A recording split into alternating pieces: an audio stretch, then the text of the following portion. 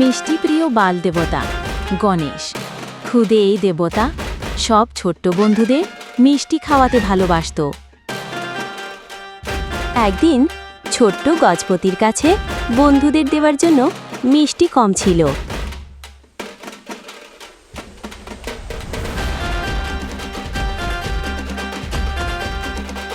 ক্ষুদে গণেশ নিজে না খেয়ে বন্ধুদের মিষ্টি খাওয়ালো। বন্ধুরা ছোট্ট গজাননকে জিজ্ঞাসা করল, তুমি মিষ্টি খেলে না কেন? ক্ষুদে বিনায়ক বলল, বন্ধুরা হাসলে আমিও খুশি।